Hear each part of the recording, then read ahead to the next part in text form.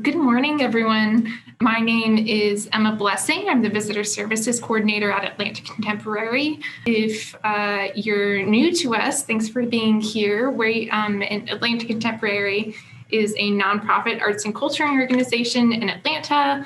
Definitely check out our website as well as our Instagram for information on upcoming events. And if you enjoy the program today, please consider making a donation or becoming a member. That is the best way to support programs like these. And of course, what everybody is here for is the Contemporary Talk with Discrit.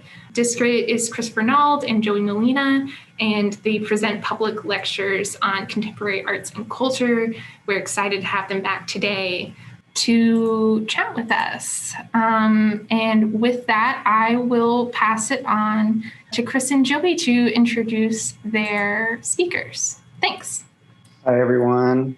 Thanks, Emma. I'll give a brief rundown of the event and kind of the structure, and then I'll pass it on to our guests today, Anthony and Deep.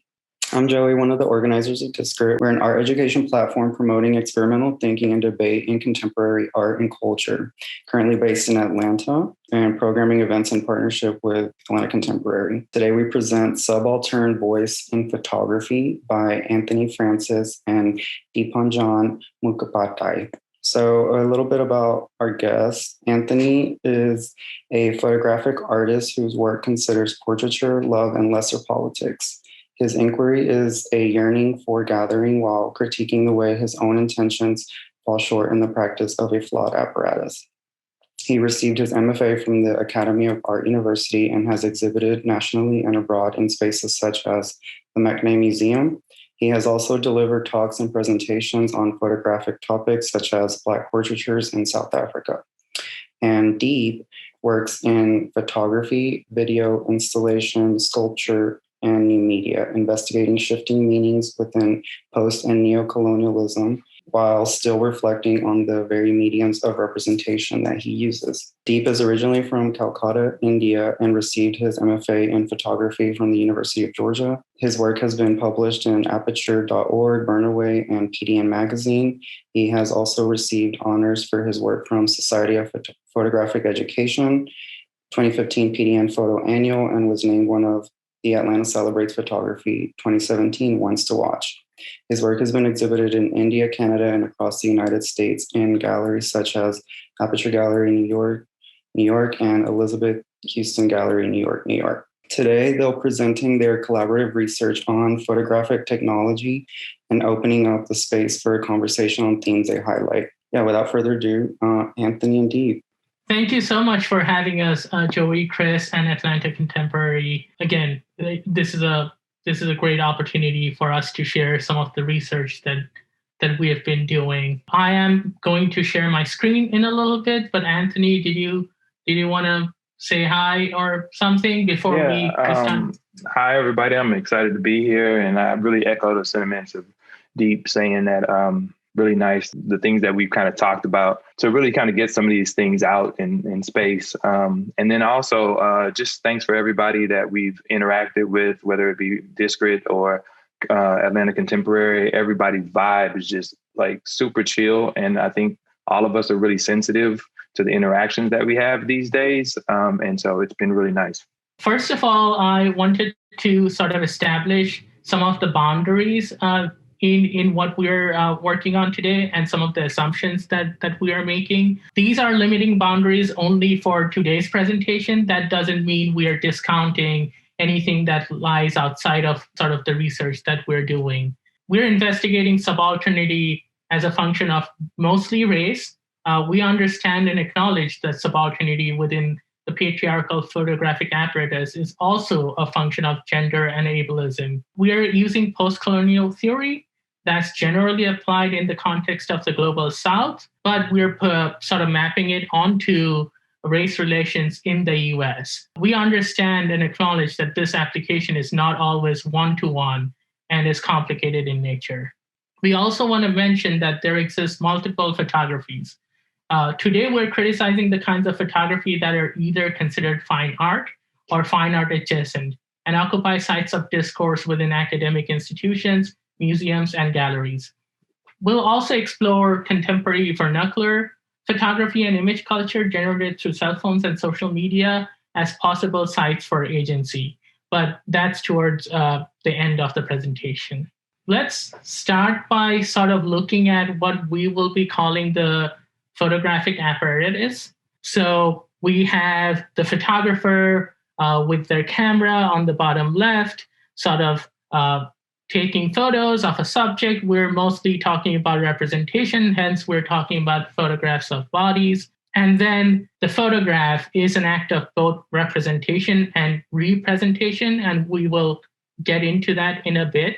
Then those photographs are shown in galleries or go into books or are in museums and in sort of academic institutions, which are again then sort of seen by photographers themselves. And that in general influences the photography that they are doing. So this sort of cycle, we have a sort of green box here right now, is what we're calling the photographic apparatus. Now, some nuances within this are, right now we're sort of calling the act of photography an act of mapping, measurement, and soul stealing. But those are not the only ways to look at it. And we'll come to other ways of looking at that specific act later on. Once in the process of the photographs going to the galleries or going to academic institutions or museums, a couple of things can happen. One is the economic commodification of this photograph, meaning a price value or a monetary value is placed on the photographs. And the other is an epistemological commodification. Epistemology is the study of knowledge or study of generation of knowledge. So when it ends up in academia, museum, or text, what is happening is knowledge is being created about the body that is being represented, as well as knowledge is being created about the process of representation itself. Often these galleries, academia, museums, or texts have Eurocentric biases and roots in what they consider to be of epistemological valuable as knowledge. And they are the ones that create value out of these representations.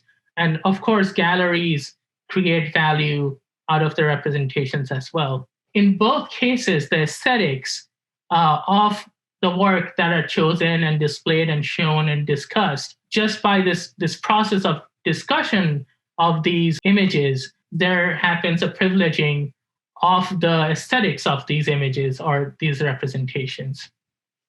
Now, outside this sort of green box, there lies, we're making an assumption in this specific diagram that the subject sort of lies, or the subject's home and community is outside this box, this green box, and that's where the subject parties, whereas the photographer parties in the academic institutions and museums and galleries, and that these photos go straight to the gallery and the museum, and they actually don't go home or don't reach home. So that's the base assumption we're starting with. We will look at other scenarios and complications within this diagram. One of the words we will be using today, and which is in the title of this talk, is the word subaltern. Now, there has been pages and pages of writing on what that word specifically means. But within the context of our discussion today, we're thinking of that word as the lower or colonized classes who have little access to their own means of expression and are thus dependent upon the language and methods of the ruling class to express themselves. That is sort of the definition we're choosing for subaltern when we are speaking about subalternity today. I also want to mention that subalternity can often, in a lot of writing, become synonymous for marginalized groups, but that isn't necessarily the case. Subalternity is a specific situation, again, where these groups are dependent upon the language and methods of the ruling class to express themselves. I also want to get a little bit onto the process of representation and representation. So Gayatri Spivak makes this distinction using two German words. We're going to cut the German out and we'll just use representation, and representation. And we need to understand that both these processes happen within the photographic apparatus. So representation can be thought of as being in someone's shoes, speaking for someone, or politically representing someone. For example, an elected government official, we call them representatives. And then representation is placing there or proxy and portrait. So what happens when the body is imaged and represented or recontextualized within another space? We need to be aware of the complicity between speaking for and portraying others. Spivak recommends persistent critique to guard against constructing the other simply as an object of knowledge. So again, when these images of subalterns end up in museums or galleries, but more likely in museums and academic spaces, they're often represented just as a means for or as an object of knowledge. This is a slide to kind of take us back to what we already spoke of. No changes in this yet. Really to move into how we want to talk about the relationship between the colonial apparatus, at least the camera, and colonialism. And so I just mapped out here what ideas Seeley actually went through in terms of speaking about these different aspects. So politicized evidence, which is an example of the politics that were happening within one example of colonialism, which was Belgian control of the Congo, and how Britain came in and really looked to discredit and seem as though that they were on a more morally high ground. And it's important to also make note of the fact that we're talking about missionary work happening. And so when we talk about morality, we're also talking about the use of religion. And so then we talk about visibility and representation, and somewhat the representation being a progression of visibility, and then racial time. Examples of racial time that also, we don't want to just speak about these things as being in the past, but also speak about how they work. So incarceration, for instance, is something that we continue to talk about, the prison industrial complex. But at the same time, thinking about that working as in racial time, as Mark Seeley does. And then rejection. And rejection is something that works fairly well in terms of thinking about the art world, how people may or may not find success based off of how their work functions in racial time. And then issues of difference, and we're thinking about the politicization of difference, or commodification of difference, and then the presentation of homogeneity, or especially through nationalism. An example of that, when Mark Seeley talks about how there was a propaganda in sense of basically using posters to suggest that there was a certain level of togetherness, or even military involvement in terms of everybody kind of working together for the sake of a nation. Politicized evidence. Quote here, African bodies subjected to brutal violence, torture, and death were tolerable to British missionaries as long as the missionaries' aims in the Congo were being carried out. Only once it was obvious that British Protestant missionaries' progress was being stifled in the Congo did they begin a campaign against Leopold's atrocities. Or one of the things to pay attention to is that usually within issues of power, that there's performativity. And in this case, it was Britain looking to be benevolent, more morally high than Leopold's government at the time, Belgium, and their control of Congo. And so, Britain came in, and this was at a moment where the Belgium had really started to take off because of the rubber industry, and Britain started to move in. And then the second example, the second quote is the images were used at home to raise not awareness, but also money to further assist the missionary work in the Congo. And they therefore had to be read as one of the earliest examples in photography of the Black broken body being put to work as part of an economy of display to service and extend a preferred vision of British colonialism. When we talk about home, one of the things that's important here that we can kind of extrapolate from this entire conversation is this idea when we talk about home and how the apparatus works, at times it's important for us to think about power equally having a place of origin in a sense. And so what happened here with the Harrises during this time in showing images to Britain and appealing to them through the use of their photographs of colonialism, and especially using photographs to show the negative use or the brutal use of torture, Belgian control of the Congo, they were appealing to their own home base, people and cultures that they were part of. And I think that that's really important in terms of thinking about cultural work that happens on the side of power and how power continues to proliferate into itself as a kind of a social phenomenon. So invisibility and representation, I'm going to paraphrase this and kind of go back. The important thing is that during this moment where the Seeley Harrises come in to work to do this presentation, something that we see is Mark Seeley considers this to be kind of one of the first and earliest forms of the human rights campaign. And we're aware of some of the problems with human rights campaigns as we know them now, and how corporations and people of power are interested in the performativity of benevolence and compassion. One of the things that happened within the projection of the subject was that the subject had to be, in a sense, whole, unharmed, and functioning within colonialism in order to show how effective colonialism or whatever power it was at the time.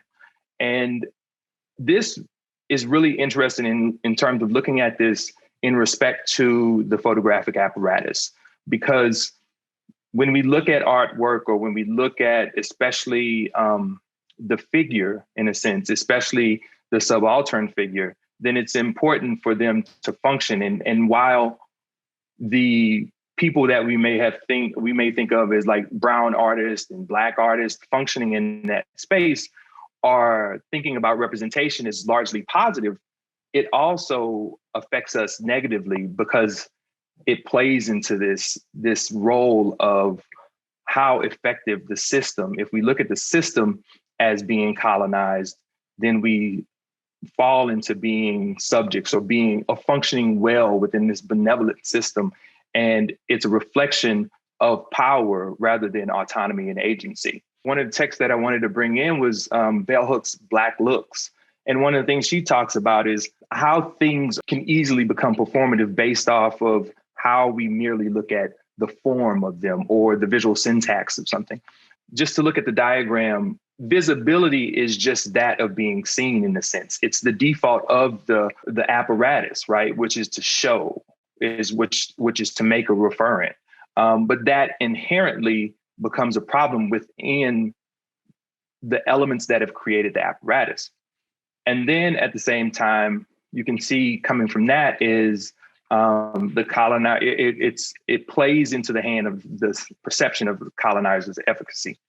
But then Bell Hooks explains that paradoxically, in Black Looks on page 17, capital has fallen in love with difference, advertising thieves on selling us things that will enhance our uniqueness and individuality. It's no longer about keeping up with the Joneses, it's about being different from them. And then she goes on to talk about world music and things being exoticized. And in here, when we start thinking about visibility as being, in a sense, inadequate when compared to representation, we have to understand that representation itself is not enough, in a sense, right? When we think about liberation, when we think about autonomy and agency. One of the really important things that Deep and I earlier talked about was this idea of time and colonized time, especially within the photographic industry. So I thought it was interesting when we started to read this text and Mark Seeley talked about racial time. And one of the things he says is that it's slower than dominant time. in racial time, slavery does not end. It merely evolves, changes shape, and oppresses through different but equally violent regimes. Racial time also has its critical periods where progress is produced and reproduced through tangible events.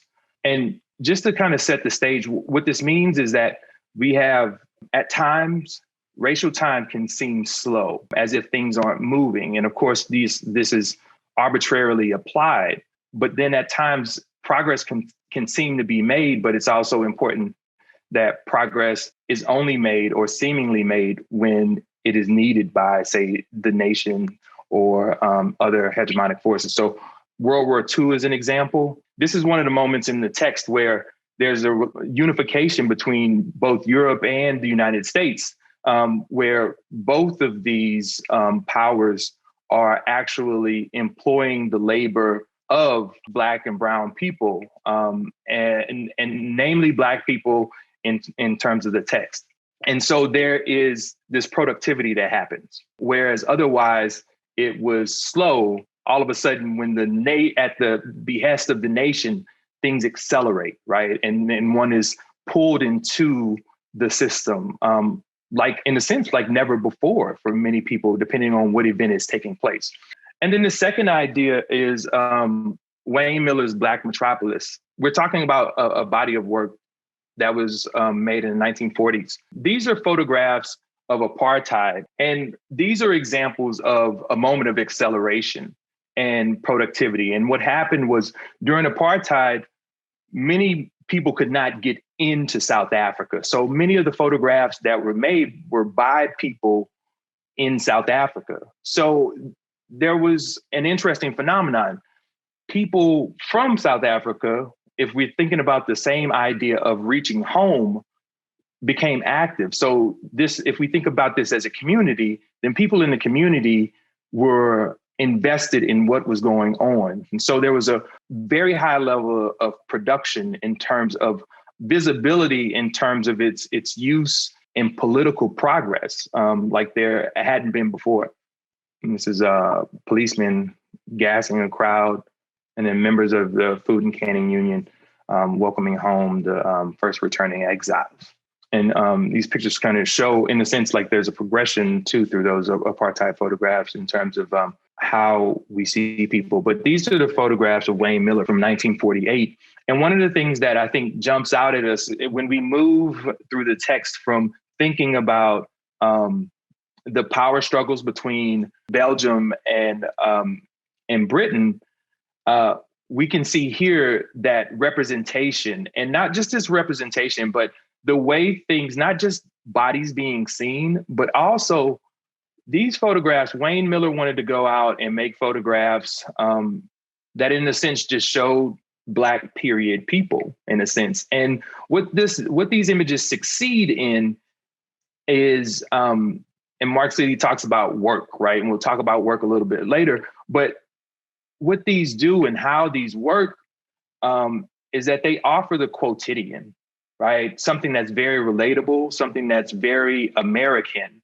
as we would think, that hadn't been seen, much less in these kind of, I think about like, chocolate cities or these Black, these predominantly Black areas. And so something like watching a high school football game, even right now, is we react with a high level of empathy. As we move even further, so in a sense, we're working along a continuum, in a sense, right? We go from not having any autonomy and being part of being a tool or a cog in the wheel of colonialism to representation, just being seen as a person, to actually dealing with individuality, in a sense, that could be seen as a progression, right? Akin to self-fashioning.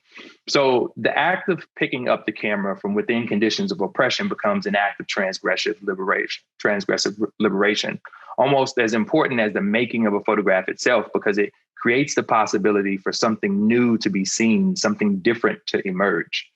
And it's important to explain that, like, we use this word different, arbitrarily, but it's important to think about like difference in some context as being exotic, and then other times different is specific, is personal. Like in Rotimi Fanny Coyote's work, the Europeization of making photography was the critical point at which Fanny Coyote was able to enter into a process of self-fashioning. This ultimately created the conditions in which he would expose the constructed nature of identities, discover himself, and by extension, the world around him. So here is Joy Gregory and her work, and then Rotimi Fanny Coyote. The interesting thing about the way that Joy Gregory works, her work, is that she was interested in thinking about fashion photography for once and the lack of representation of Black women. So in this moment, she is not stagnant. She's moving through these frames and she is not fixed. So there are a couple of things, and what I say is a progression from representation, from being in a photograph, from to also using the camera, using the apparatus in the sense that we give a lot of power to, as well as not being fixed, which adds another level of another personal level, a place of individuality. And so it makes me think about this large jump from representation, which largely, to use the examples of Deep and how he spoke about it, and Spivak, is standing in for somebody. So a lot of times when brown or Black bodies or subaltern bodies have not been in the space, when they do enter the space, they represent everybody. But in this particular moment, she is representing herself and the intricacies of being a person. And then one of the other readings that's possible is looking at this as a portrait. She cannot fit in the frame, which is another progression of thinking about the limits of the apparatus itself. This brings attention to the end of the frame and the autonomy outside of it. And then this image also, and Seeley talks about this, and I namely want to point out the mask, and also just the tones and line work that's there that brings attention to, one, the phallus piece, this piece being called Golden Phallus, and the mask. At once, the mask is white and covers his face, but then at the same time, he is in conversation with a white viewer. So there, the mask also works as a reflection of the viewer. Lastly, one of the things I wanted to point out is that as we start to think about autonomy and agency, it's also important to think about the fact that both of these artists are in conversation with a white audience, or at least the audience of power in a sense. So while they are extending past and outside of the apparatus, we could argue that they are also in conversation with the power structure that governs the apparatus as well. By now, we have, with some of Anthony's examples, gotten to see how this apparatus can be worked or can be changed. So through the process of the photographic process itself, there can be affirmation and visibility, and then representation or representation, both together can become pathways to agency. When the representation / representation end up in galleries, museums, academia, they again become pathways for inclusion. So historically, underrepresented bodies end up in galleries or museums, and the act of photography itself can become a site of agency for both the photographer and the subject. This, in turn, again, influences and encourages new demographics within photography. I am going to now go into a little bit about Spivak and language. So for Spivak, representation is seen as a type of speech act.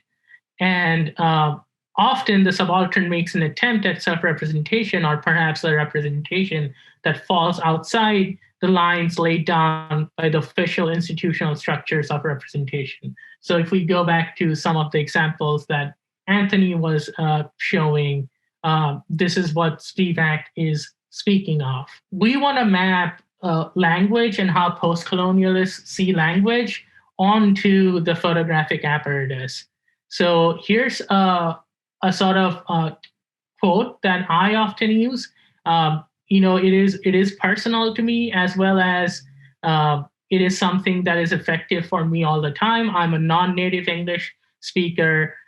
So this quote from The Tempest by Shakespeare says, "You taught me language, and my profit on it is I know how to curse."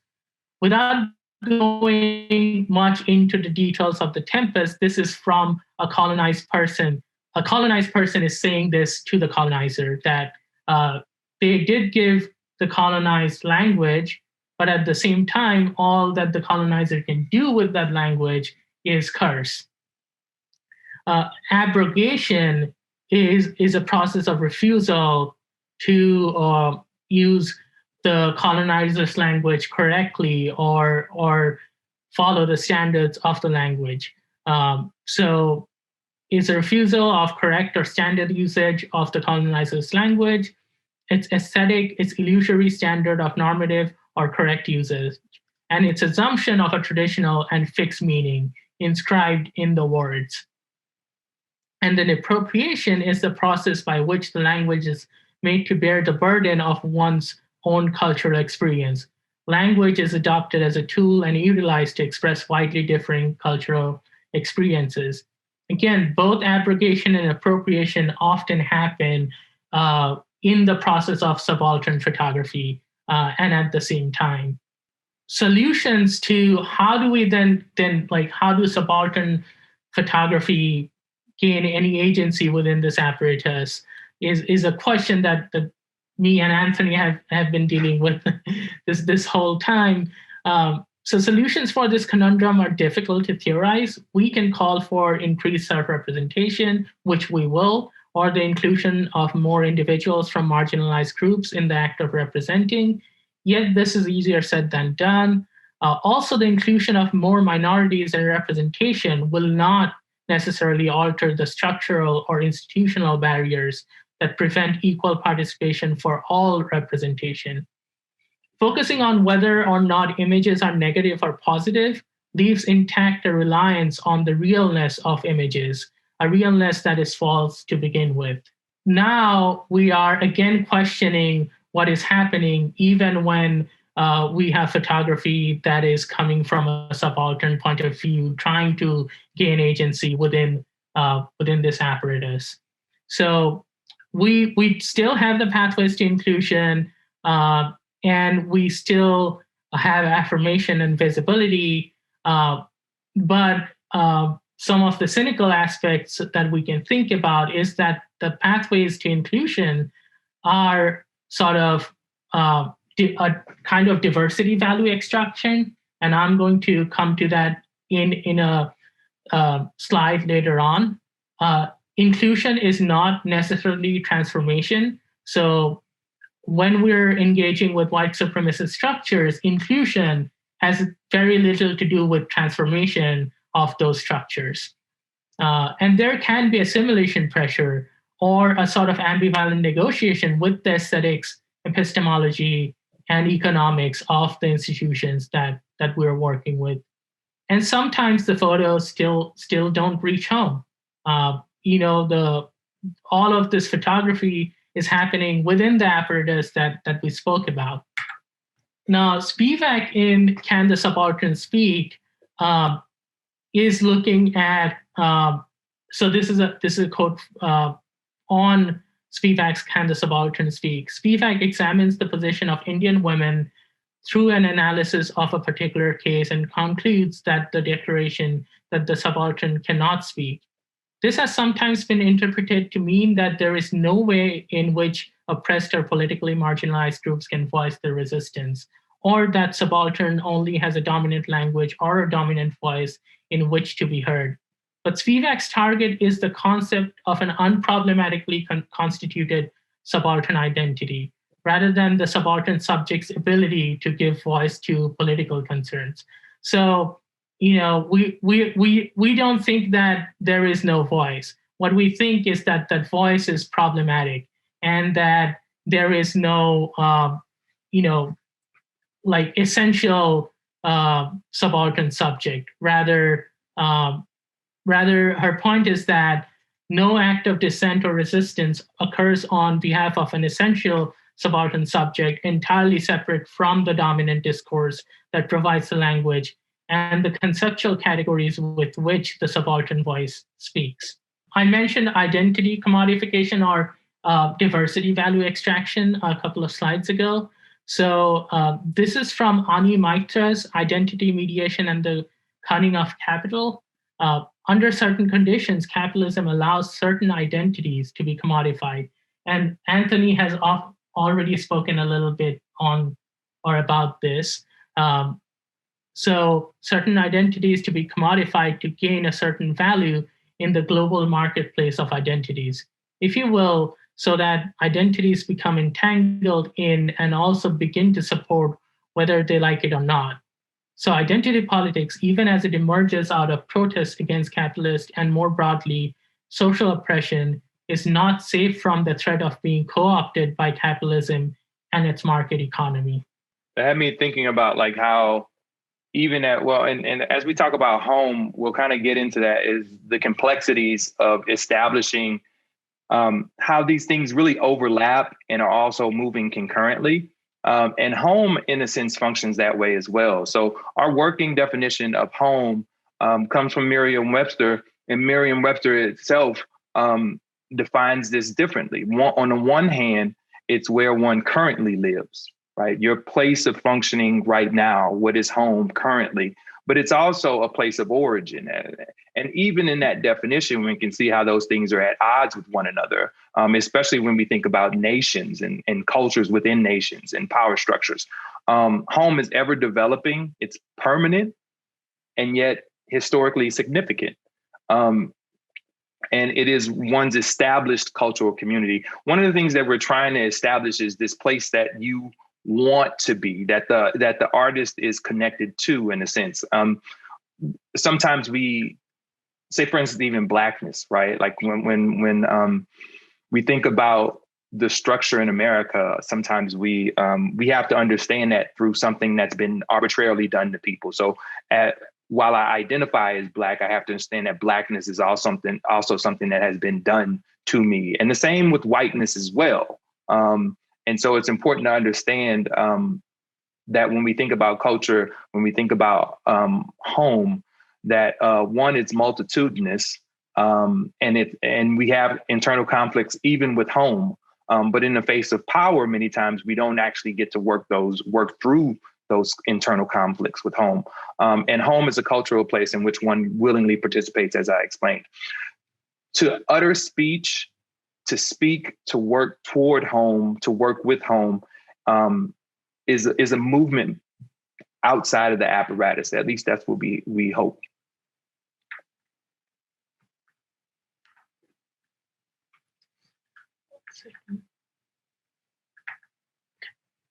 Okay. And then the second definition that we want is a definition of work. Work is the labor and products that have and may continue to serve a concept. That's pretty broad. And what I would like to do is leave space for immaterial. We would like to consider that work isn't necessarily material. It can also be immaterial. And as we start to think about work at home, then we run into that. But we also run into this same kind of idea of work in Mark Seeley's continuous use of the word work. We see cultural work, and he also uses it's cultural work and visual work.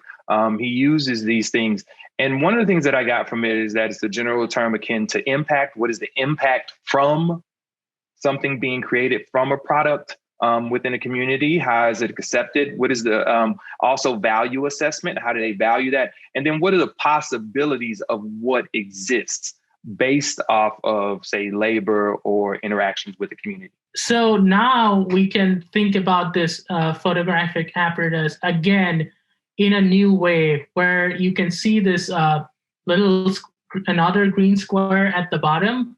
So when photos start reaching home, and the subject and the photographer all party at the same location, which is the subject's home and community, there are sort of some areas where the representation or the representation process breaks away from the photographic apparatus, or at least is not one-to-one. There is some intersection, but there are places outside of the photographic apparatus as well.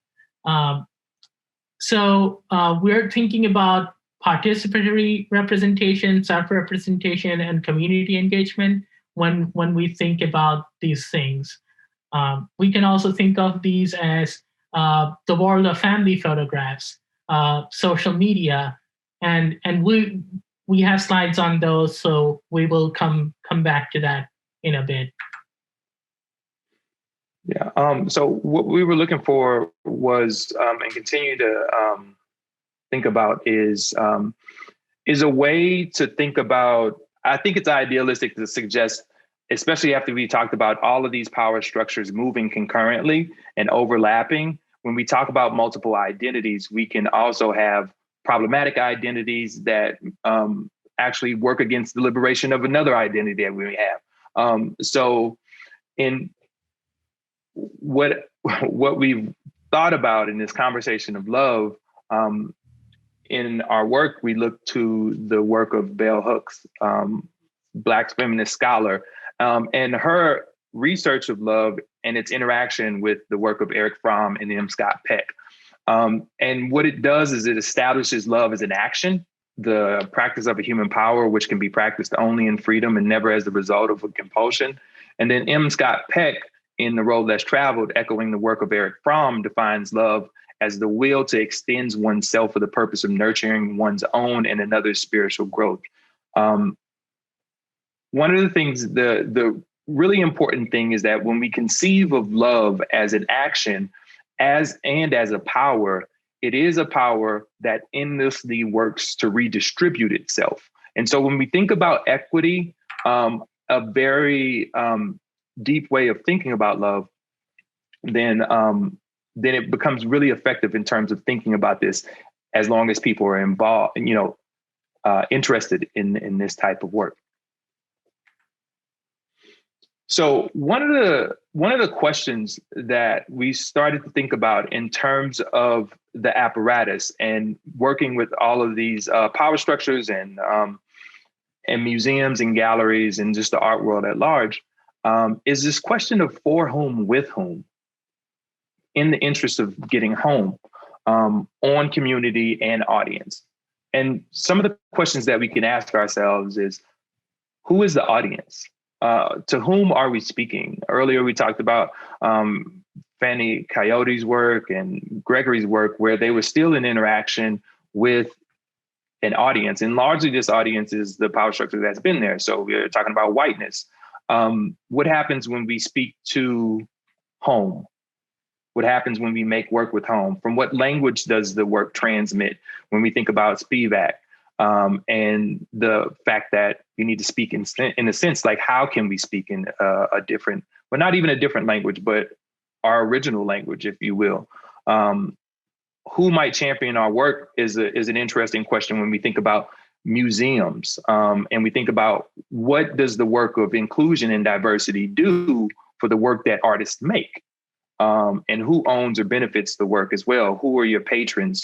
What value might that mean? Now, again, these are not easy and simple questions. These are complex in terms of we're thinking about capitalism and how it works. If the subaltern owns the store, does that change the function of the store? Does it change the function of the market? What are the inherent problems with the market? Where does the work live becomes important. Who owns the work? What community do you engage in to access the work? Do you have to engage a community rather than getting past the community in order to access the work? Can home afford your work? Is one of those things, because I think that there are ways to where, as Deep said earlier, to where we are not necessarily talking about disenfranchised people that can actually be home in a sense, or actually be the subaltern. So if you think about that, there are places where we can exist in a sense to where all of those things are, in a sense, feeding one another. And then what is the work? And when we think about immaterial and material work, and do we collaborate with the subject?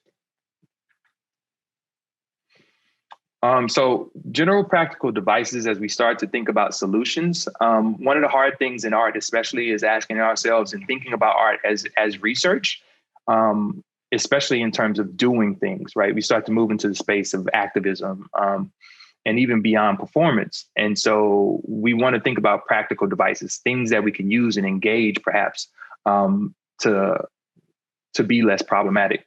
So speaking one's language to home changes the tongue, and it also changes the audience. It brings them closer as in terms of us thinking about the other. If the other is distant, then we're also thinking about bringing those things together. And adoption of love ethic, inclusion and diversity potentially expand the institution's home, if that makes any sense. How an institution might affect different people. And this may align the museum's audience with the artist's home.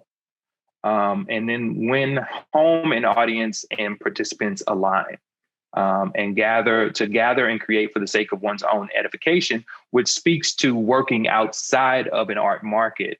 So creating and sharing outside of the art market, which starts to lead to, it may be an allusion to Fred Moten's work in terms of thinking about gathering and being together. And being outside of the market, which also comes with its own changes in disequilibrium.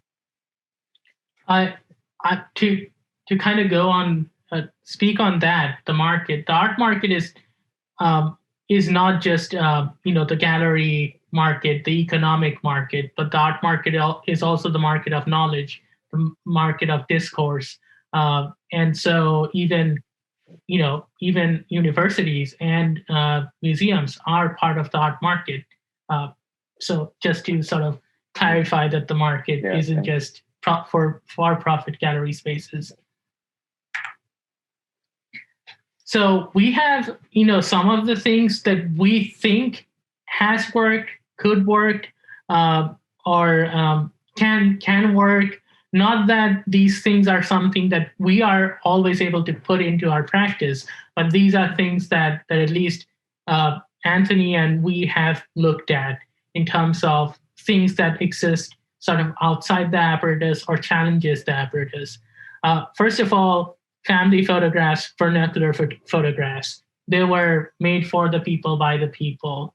The cell phone means that people own the means of producing their own representations, which has given rise to indigenous aesthetics that are a function of technology and also the locality of production. So TikTok videos from western part of India do not look the same as TikTok videos from the southern part of India, but you can tell where they were made by looking at them. So they do have their own indigenous aesthetics, which I think with photography has been something that we have lacked given 1839 and the Eurocentric sort of roots of this whole apparatus. And in certain ways, the images can simultaneously reach home and the world. Now, this is again problematic. There's attention economy. Your self-representation is being used for facial recognition learning. Your self-representation is being used for ad money revenue. So problems are always going to be there, but here are certain things that we do see as positives. And then within the more sort of fine art or fine art adjacent spaces, there have been photographers who have challenged normative aesthetics or language, the reality of the image, objectification, fetishization of the body. There have been projects of self-representation, participatory self-representation, such as the Photo Voice projects and community self-representation. There have been, again, through perhaps participatory self-representation methods, knowledge redistribution, providing access to knowledge about and ownership of the means of production of photographic representation, meaning artists who go into communities and teach people how to photograph themselves. And the photographs are only for themselves. They hopefully do not end up on the market. And again, market doesn't mean places of selling work, but also places where there's discourse around the work itself. And we have some examples. Rotimi Fani Coyote, the important thing here is that his references are of Yoruban origin, as well as his coming into contact and overlapping with his queer identity. So both of these things, in a sense, can, in a way, start to challenge the Eurocentric gaze. So we have Paul Cipria's photography, which always challenges self-representation itself, and then the nature of realness of the body or of the object or the image that is of the body and is an object itself. So, and of course, I think it challenges the sort of hierarchy of visual languages that have been privileged within photography in the past, generally. Same with Sheda Soleimani's medium of exchange. Most of her work does this. There have been discourse around the fact that this work has been shot, has been created without the use of Photoshop. I think in a funny way, like, I don't care for the fact that they've been, like, Photoshop has not been used. I think what's important is the idea that people think that Photoshop could have been used to make this work, regardless of I don't care to know if Photoshop was used or not. So that, again, speaks about the realness of the image. And as soon as you kind of put into question the realness of the image, the realness of commodification of the body is also put into question. And then Zanelli Mahali's work. Zanelli Mahali has done actually quite a lot in terms of when we talked about this idea of photos going home, but she usually uses images, not images, I'm sorry, sources and material that either one derive from her own identity, having, whether that be queer or South African, but she also does work with mostly South African queer people. And so both of those things speak to her actually edifying herself and edifying the communities in which she exists. So here are some examples of trying to bring photographs home, bringing photographs home. Chobi Mela, which is like a photography festival that's arranged by Pathshala in Bangladesh, and they've been doing it for like 10 years now. They've often tried to take their photographs to the communities or to the masses, because initially when they were making this festival or organizing this festival, they knew that Bangladesh at that time lacked a crowd that would even want to come to a gallery to begin with. And they also wanted their images to be shown. So I don't know how important it was for them at that time to bring images home. Rather, I think it was important for them to make sure that their work was seen. But whatever the case, it resulted in them taking their images to the people outside of the gallery space on rickshaws or tuk-tuks, on boats. And I couldn't find an image online, but they've even used bullock carts to take their images to different parts of Bangladesh, where people may not even be interested in coming to the gallery. So June Lee is a photographic artist that has really done a number of things in terms of his practice with the community. But this particular photograph is reflective of his time at the Roll-Up residency in Charlotte, North Carolina. And the important thing is the different thing about their residency is that they encourage the artists. Well, actually, it's mandatory in the sense that you you teach in a community, and you also interact with the community. And so the things that you create are largely immaterial. And in talking with June, he talked about how, the work was, the actual physical images were left with the community. So when people ask about this work, the work that came from there, then they have actually access to communities to see those photographs. So in a sense that it's owned by whether or not it's the residency or the people. I think that's a question to be asked as well.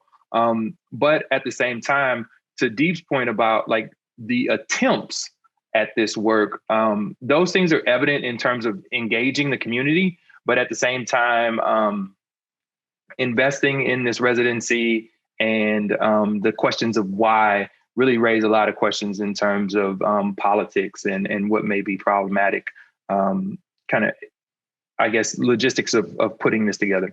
We talked about this idea. We really did, when you do work like this and you engage certain topics, you make a lot of assumptions. And of course, we did a good job of starting off with that. But one of the things that I wanted to talk about, and maybe I feel like I talk about this all the time, but I guess a spin would be kind of, what do you think about this whole idea, this assumption that, in a sense, we want more autonomy, we want more agency. One of the things that I was thinking about was, I come across artists that are really interested in art being a job, in a sense. And I also come across people that have a problem with such personally derived artwork. So what do you think about that? Just the assumption of these being valuable, these ideas being valuable.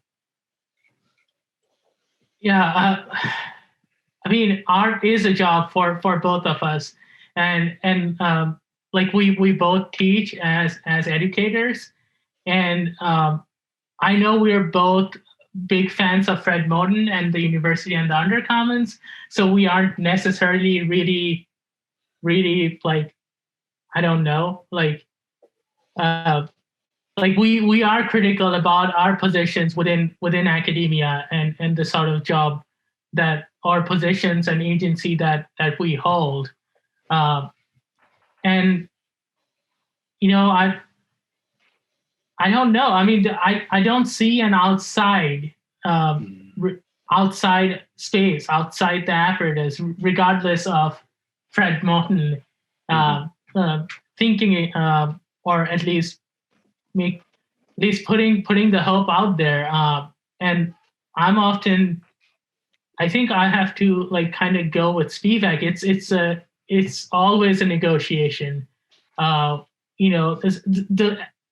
act of speaking is actually the act of negotiation with what we engage with. So that can be both capitalist institutions and also institutions of knowledge. And within that space, our field happens to be of art. And in the short run, though, I think we were speaking about this yesterday, about valuation of art or valuation of the labor that we put in as artists. I think short term, we need that, because that is the way that the apparatus values things, which is through commodification. And if I am going to be asked to do anything, or if my art is being asked to do anything, then short term, I think our agency is through asking to be validated or valued and at the same time commodified by people who want our labor / our art. Yeah. One of the arguments that I make is that thinking about that, if we were to assume all of the power of the apparatus in a sense, but still think about that in terms of actual diverse people existing in these spaces. One of the things that I think is that I don't think that, I think that when we talk about time, definitely institutions are trying to control time, especially when we talk about like epistemic commodification, right? Like you have to slow it down. I feel like that the power shift can be too swift in a sense, right? Like if things become so diverse, then we don't have people that have authority over these ideas, which of course I'm interested in not having authority over these ideas. But I can understand that. But my argument is that if we don't necessarily diversify, then I think that what we're starting to understand is quality of artwork, which is kind of the multiplicity of ideas, is lost, which is, I think, even within the performativity of capitalism, I don't think that they're interested in that. So I think it's kind of funny to think about that, because at some point in time, I think diversity is going to take place on a scale that we think is beneficial to us. But you and I always talk about what happens when you subvert that. Yeah. So I think that there's an interest in inclusion, and like you said, like being commodified, I guess, like in a sense, all parties are involved in that or interested in it. Yeah, that is the agency, where at least being aware that that is the negotiation I'm going to go into with you, and that's that negotiation, or that the negotiation itself is the site of agency, perhaps for subalternity. Did you want to speak a little bit about gesture and language? Oh, yeah. I mean, maybe you can set it up by and then I can kind of put it in another context. Yeah. So the reading that we had today, Geertje Spivak's Can the Subaltern Speak, comes with a case study. And I think like that case study is something that has always been fascinating to me when it comes to thinking about language and agency.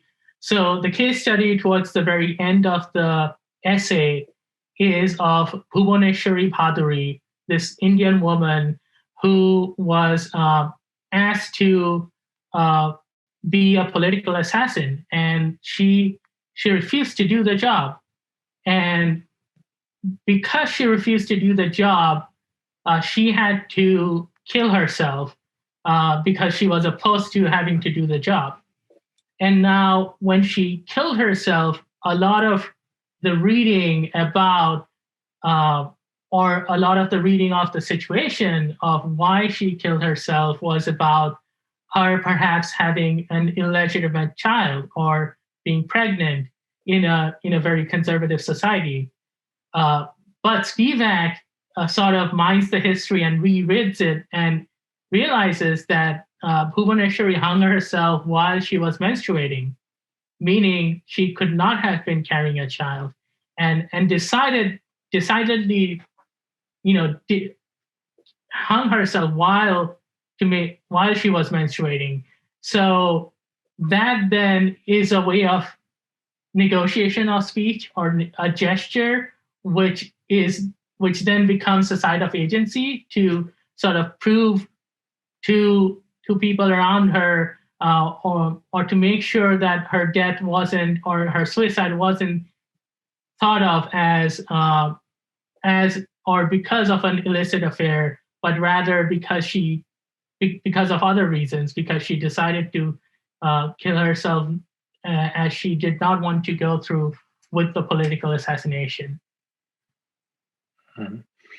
Yeah, and then in order to the complications of actually speaking right, are also thrown into relief in terms of what it took to actually speak, right? And to also think of that, and you brought this to us, which was this idea of gesture, right? Like that in a sense, that was ultimately this gesture. And so we were, in a sense, thinking about like portraiture and this idea of gesture being a way of language, in a sense, right? Like how when we think about symbols as communication, we're also thinking about like, gestures, and we also bring in the body. It's subsumed under this idea, or at least usually it is. And so the argument that I'm making is that if we, in a sense, speak to people within our community, then we bypass this. And I don't even want to say a gaze, really, because I think the gaze only happens when we speak directly to what we think is the art institution, right? Whether we're talking everything, and you bring up a good point about the institution. I think that is important because it's important. One of the things that we did talk about is that the discourses that we find ourselves in, the jargon, is actually the institution. And this also highlights or kind of repeats and affirms the idea that power is ever adaptable, in a sense, right? Because we can also find ourselves, again, reverting back to a language of a power. So we continue to kind of structure that into terms of thinking about making work and thinking about the body and those gestures themselves being a way of communicating with one another as language, as speaking. So this relationship between speaking and gesture are then kind of brought together in that. Yeah, just to be even more self-aware, we are doing that right now. We are like the texts that we assign are pretty, like they are theoretical texts and often read in academia, and not basically they're not online things that people usually seek out and read. And I am speaking English. That's not my native language. I always think of that when I'm sort of thinking about, again, like being in a situation where you have to negotiate your own agency, and what do you give up and what do you take? Thank you, Anthony. So maybe this is a good time to open up the conversation to everyone. So Joey and Chris, I think you. Hey. Hey, So you will be looking at the chat and asking questions, and then how should the audience ask questions? Yeah, we can, if anyone wants to come on their camera and just pose a question, that's cool. If you'd rather put it in the chat, we can share it all together. I have a question, or just a comment, I guess. Maybe that'll get us started. I was looking on Twitter this morning, and it's always nice to bring like something in reality that's currently happening to kind of like be an example of like this, like everything you guys were talking about kind of like happening, right? The great Christina Sharp shared this tweet this morning about a headline from the New York Times that says, images of slaves are property of Harvard, not a descendant, the judge rules. And I think that's just even that headline there is like a literal example of, photography in the crosshairs of, legal power here. So I just thought that was like kind of the first thing I saw this morning when I got on Twitter, and then to come into this conversation is just, I'm still processing a lot, but, so I guess, I recently read the Spivak essay in one of my film theory classes on horror. And it was in relation to, this anthropological perspective of film, really. But that can be applied here, right? And I'm curious if you guys have any thoughts on that. Like, is there... Because I know with anything from an anthropological approach, you have to be I feel like you have to be very conscious of all of this. If you're not, then you're really just like missing the point. But is there a proper way for that to be accomplished, do y'all think? Joey, could you repeat your question? I'm sorry, I lost the first part of your question. It just relates to the idea of like an anthropological like perspective of like even like a documentarian and coming into a community or, you know, to document. I feel like for that person making the work, they need to be very conscious of everything that was discussed today, right? So do you guys have an idea of what that approach can look like? Anthony, do you want to take it? Yeah, well, I think really when we get into these conversations about politics, I think that we feel that it's so easy to transgress. And I think that instead of running away from that, and this really sounds like predatory, but my point is that I think that we have to understand that it's far more easy to run into like these problematic issues than it is not to, in a sense, right? And that's based off of the multiplicity of our identities. And so even within myself, like, you know, I can think of so many different ways of how I identify and how those things may, you know, actually be complex or create problems for the other part of my identity. So I think that that's the first thing, because even when we think about like Blackness, even from a liberal perspective, many people don't seem to understand that like Black people are not a monolith, and we too can go into communities of Black people and create problems, you know? And so I think that that's the first thing to do. And then from there, I don't know. I think engaging the community is probably the first thing to do, and maybe ask questions and be clear, I guess, in a sense. But I think there are a number of different problems that you could have, honestly. Yeah, I like that you kind of referenced that idea of negotiation, right? That it's also within yourself or the maker, photographer. Mm-hmm. There's a couple of chats here. Let's see. Sumya says, love this presentation. Although photography is not my field, I was intrigued by Deep's illustrations on representation. It made me wonder how the institution is also represented within the post-colonial periphery through advertisements, television, internet, and how that also politicizes the perception of subaltern space in a globally mediated society today. Yeah, Shomo is actually a dear friend. I'm just going to mention he works with subalternity as well, and within urban design and architecture in subaltern global South spaces, and we often talk about a lot of similar ideas. I mean, I'm not quite sure I understand what he is commenting on.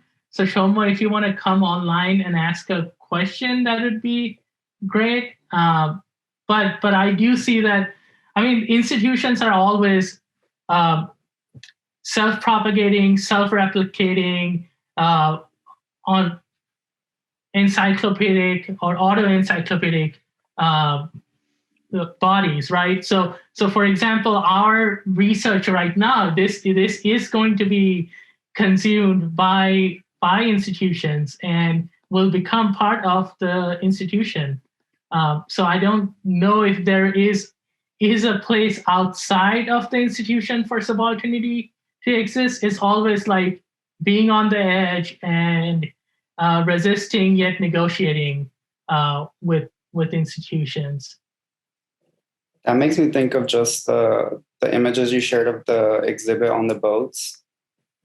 And just, you know, like alternative spaces for exhibition, or, you know, what potential that has, and for it to be more in practice, right? Because right now it's very go to a gallery or to a museum, and that's where you experience art. There's another message from, did Sumya want to say anything? If not, we can move on. It's fine. If you do, If I may, thank you. It was a great presentation. I loved it, and both to Deep and Anthony. What I was talking about was that the state also has, at least from a different disciplinary perspective, the state also has a presence in whatever we may refer to as subaltern, or at least to an extent marginalized. So I'm trying to think from that perspective that the presence of the institution outside this, or rather the perception or the advertisement of the institution outside the institutional space, also problematizes the perception of subalternity within the institution.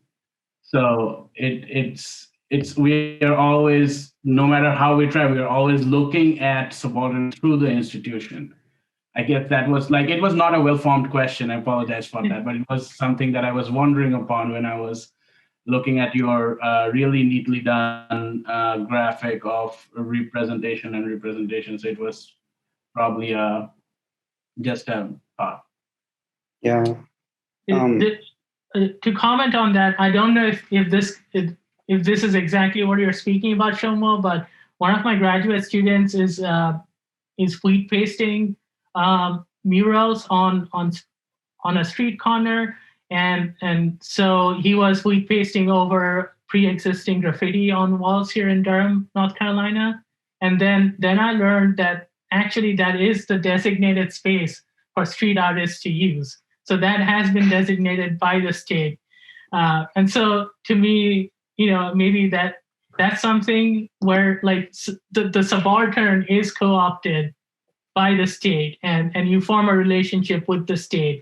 Right, exactly. That's a great example. That was something I was trying to think about, that, no matter what territory it is, there is always state's presence in that territory within every modes of representation. So, yeah, thank you. Yeah, but on the other hand, though, yes, my fight can be against the state, but my fight against the state is not the thing that should take precedence over how is the art serving my community. Regardless of my fight with the state can take a backseat to love and getting images home.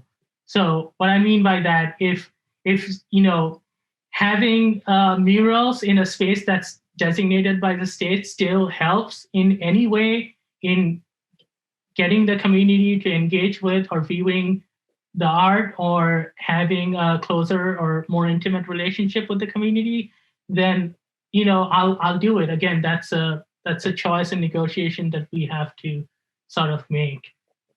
If I might chime in on that, I think that when we think about this idea of love, and the reason that Bell Hooks talks about specifically in her book All About Love, she talks about how we needed a definition of love, right? Like we go off of it and then wanted to establish it as one, not being passive, and also being a willful thing. And that allows us, of course, with great danger, to establish it as a concept, right? But at least having it as a concept allows us to really think of ways where we are, edifying each other, and there is a kind of theoretical checks and balances taking place, whereas otherwise that wouldn't function, because that's the problem with performativity in a sense, right? Is that if you don't have a concept, then form is arbitrary, right? And so form then can just pass off as something that is, say, for lack of a better term, good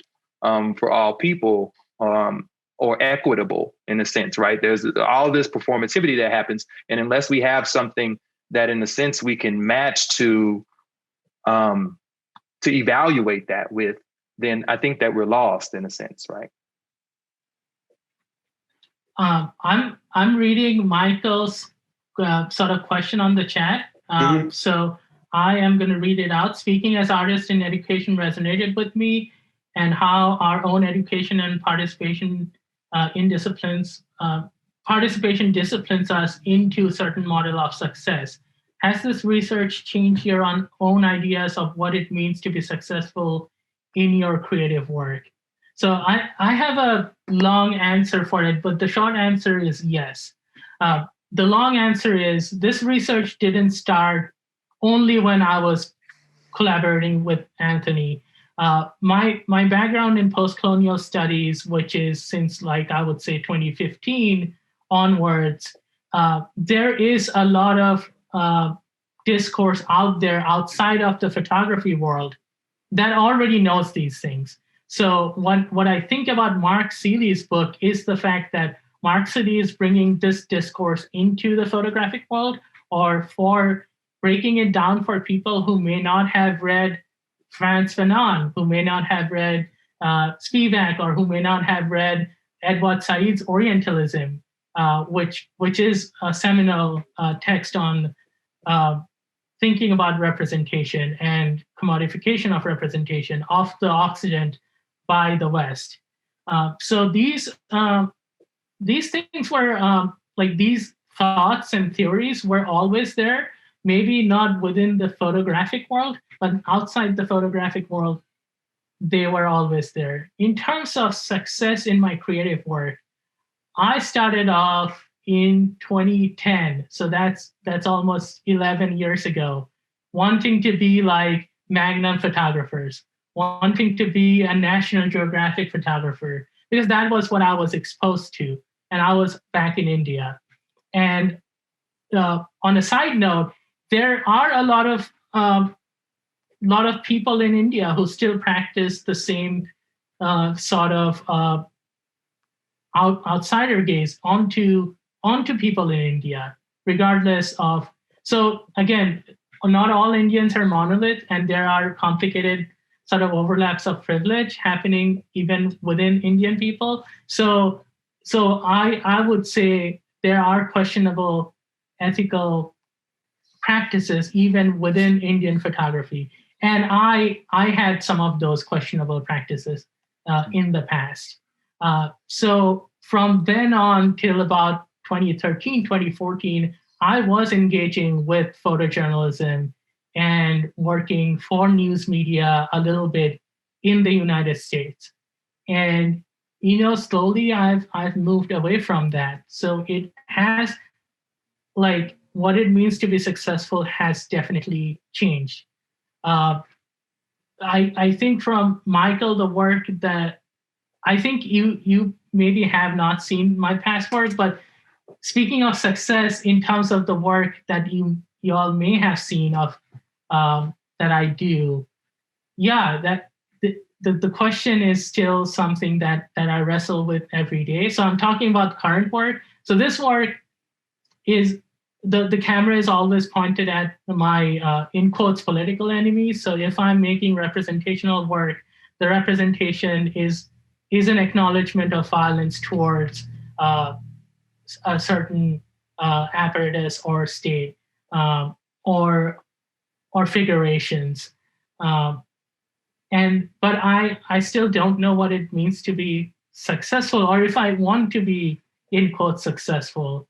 Because, if again, going back to, if we think of the work as a process that provides me with agency, and maybe think less selfishly to where it can provide people like me and others in my community with agency, then I think that could be helpful. Do I do that all the time?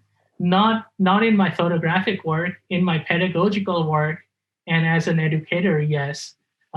I wouldn't say I always do that with my photographic work, but it's a work in progress for me as well. Could I add on to that? Yeah. And there was a quote that I pulled that I think I might have jumped over, but I think one of the things that I've been thinking about as we kind of got this together was this quote from Black Looks from Bell Hooks. And it says, as long as Black folks are taught that the only way we can gain any degree of economic self-sufficiency or be materially privileged is by rejecting Blackness, our history and culture then there will always be a crisis in Black identity. One of the things that Bell Hooks talks about is in terms of like, when we think about all of these issues of power, in a sense, we sometimes try not to go through the issues that we have, the power struggles that we have. And I think that that's an integrity issue, right? Like, nobody knows what struggles you have in terms of like what your politics are. And I think that in that sense, and I'm kind of answering Joe's question too, is that the idea of success, in a sense, if you want to make work home, I think it's what you kind of connect yourself to, in a sense. Like, you know, you have your own personal goals and things like that. The problem is, though, is that it's increasingly hard to survive, you know, and that's one of the things I thought about too. And so like your ideas, in a sense, have to feed you. And so sometimes you go with the idea that's going to feed you, and like in a very real sense. And I think that that complicates what we think success is, because that means as artists, what we create has to be viable in a marketplace. And so in order to kind of go back home, as Joe's asking now, we have to really assess whether or not we can afford to sometimes. If we can afford to kind of have ideas that serve home, or have ideas that that really turn our back on the market. You know, Fred Moten talks about debt and being outside of the market. And I had a conversation the other day about that, is the idea that on the one hand, we're outside of the market, so we can't be bought or we can't be sold, right? But then if we're outside of the market, we can't be bought either. You know, what is the problem, you know? And so, you know, how do you survive in a space like that? And I think that we all have to kind of understand that there's great disequilibrium and overlapping and complexity. And so in order to do that, we are not saying that you won't have to take a loss, you know, because you will. And I think that it's messy and it's dangerous. And I think we have to come to grips with that. I think that, again, traces back to that idea of negotiation and kind of like the critique too that Spivak is talking about, that I think is a constant, right? Mary, did you have a question about audience engagement with public art? A burning question. It's evolved since that time. That was one question about audience engagement and respectfulness, but I changed my question. My other question is about, Deep and I have talked a lot about work and the concept of work. And this conversation you all have just engaged in, talking about value and compensation for artists and their ideas.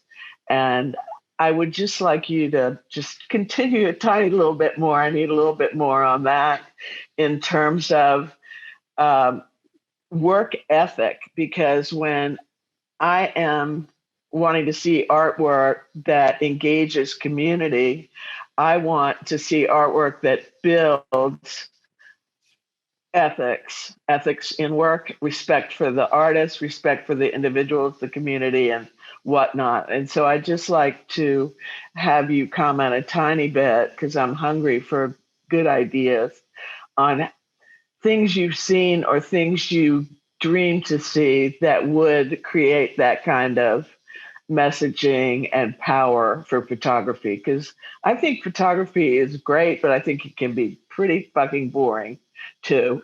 And so that engagement thing, when you were talking about the gaze and how that's used to, you know, subliminally get somebody, you know, I think there are a lot of issues. So I'd just like to hear your thoughts on that.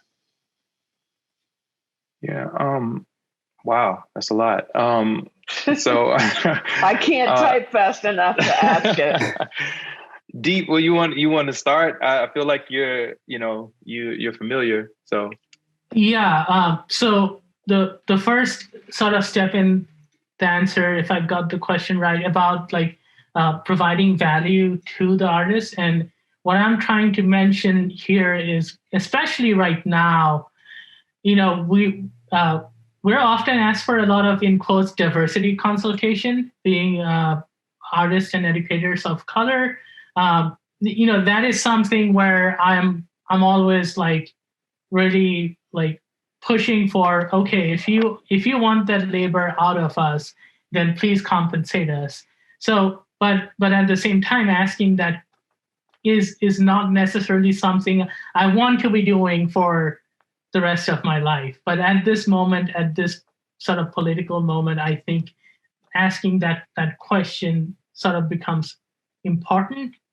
The longer answer to Mary's question about like how do you ethically build up community by working in photography? I think I don't know if photography can build up community, but one sort of process that that comes out of anthropology and social studies that I can mention is participatory photography or photo voice, where someone goes into a community and teaches the community how to photograph, how photography works, and then the community self-represents themselves.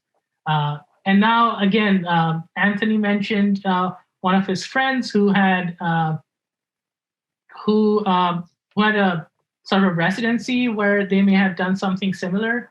Anthony is unsure who owns those images. Yeah. So that is again a question I would have: who gets to own the images?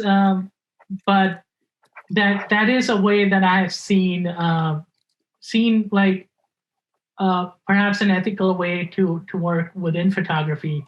I can mention the work of one of my grad students, Devon Smith. He goes by Vonnie.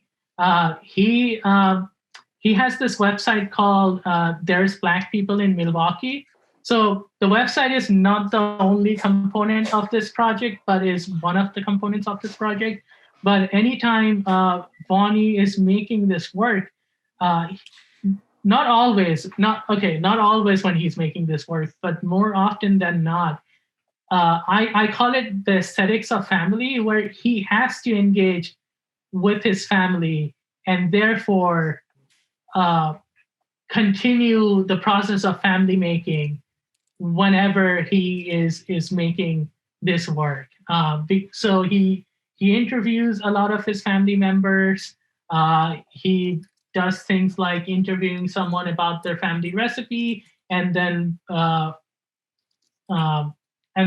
making sure that recipe is written down and can be passed on to future generations. It is not specifically only photographic work, so that's where maybe I struggle a little bit, like thinking about any sort of community engagement happening only within the photographic realm. But it is work that uses video and photos sometimes. Mm-hmm. It's interesting. I was sitting here thinking, I think the stuff that we talked about, it has some, one, organizations need to understand, right? Say, for instance, an organization wants to accept, like, say, for instance, somebody, nonprofit says, look, you know what? I like this idea of equity. We're going to adopt equity and we want to implement programs that function in equity. I'll go back to the same idea. I think that there's going to have to be some losses, right? And so one of the things is that, like, we end up with donors, we end up with people that want to give money. There's the way that money is allocated a lot of times is a problem. And as far as resources, right, there's always a hook, right? And so my thought is that sometimes if you want an artist to go out and engage the community, maybe you have to find the right artist that's going to engage it, and then the other thing is to realize, I guess one of the things I think about is that we give grants to people. And then at the same time, we kind of want to make sure that we get a return on investment. That idea, in a sense, is problematic. And it makes me think about like millennial culture right now, where they say that millennials are driven by experiences. So if you have people that invest in experiences, then the work is the experience and not the product, in a sense, right? And so different ways of thinking about what is a return on investment. Like, can an entity afford to enhance its community, and is there a return that comes with it? Maybe it's foot traffic. Maybe it's a different way of thinking statistically. What happens to be adopted by the community? What's the value there? I know we talk a lot about like donors, changing donors. Maybe you can depend on smaller contributions in a sense, right? So I think that there are different ways of thinking about it. But my point is that if the work could become engagement and togetherness or gathering, can that be financed? Can that be something that people pay in rather than this product? Well, I think that's so important. I know with Idea Capital, I think one of our successes has been that we give people a grant. We don't have any employees, and we hope they do something good. And so that's why I love Joey and Chris, because they're doing something amazing with a very small amount of capital, but we're both appreciating each other. And it's going to have a positive impact. And sometimes you can recognize and value an artist or a community with product. And sometimes you can just incent them with joy. Or sometimes it's a millennial who only pays for experiences. But we got to deal with all those people and figure out how to make an artist like a lawyer, where I'm $350 an hour if you want to talk to me, because you guys are talking to people all the time and they're not writing checks to you. And, institutions are helping to get money so they can give money to people like you, and ones that are luxury brand oriented, like if a museum's target market is Mercedes drivers, then Mercedes gives them a lot of money. And that's, like a shitty ethical connection. So what are good ethical connections that we can make with artists to help? I think you've done a great job of answering my question already, but I just think it's important to keep telling me if you figure any of this out, because I'll use it to write a grant, because, sometimes all you have is language and a paragraph to tell the NEA about why they should give your little Atlanta-based photography organization some money. And, so you got to work it up and down both ways, I think.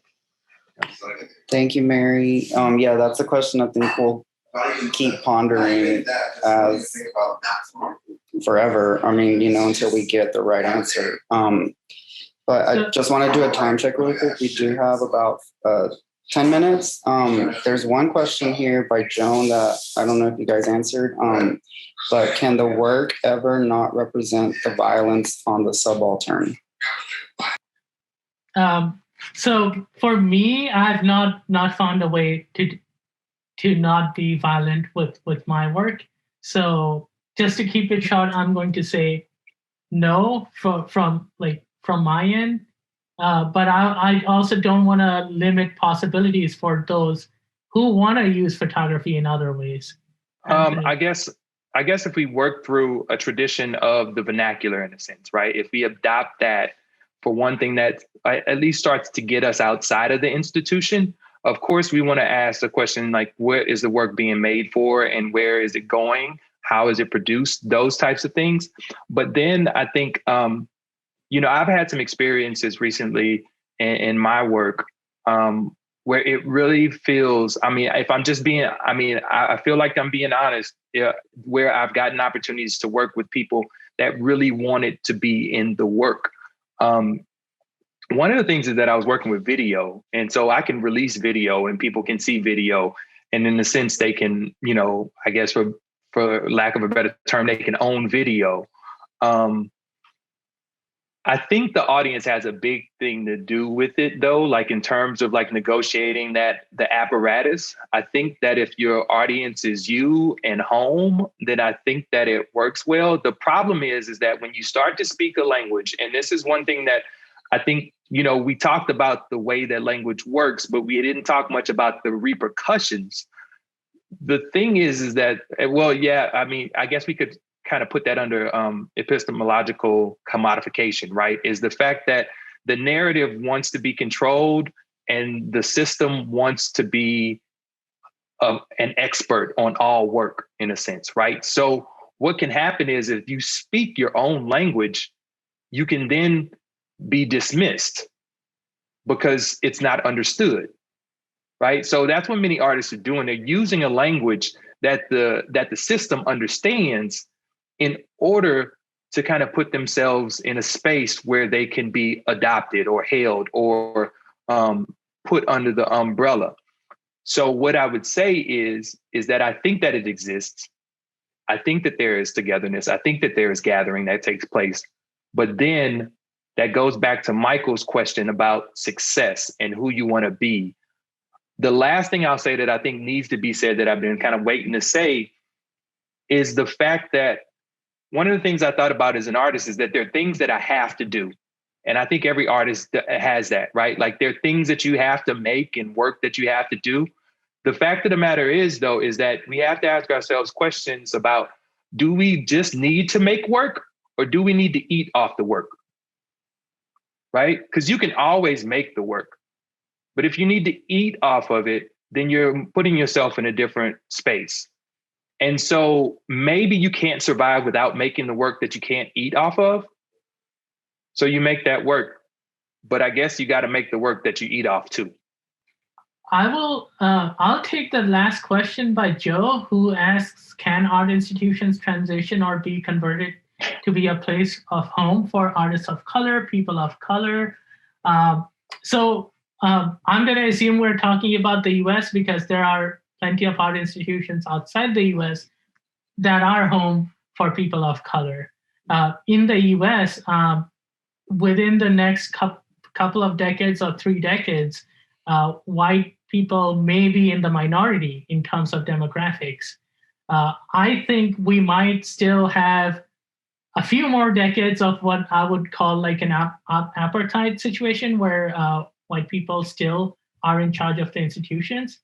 And after that, yes, we will, or people of color will have home in institutions.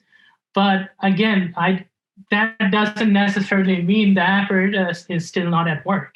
Right now, this lens is based on where we are today historically, and the apparatus can still be running even when people of color are making art institutions home in a century, perhaps.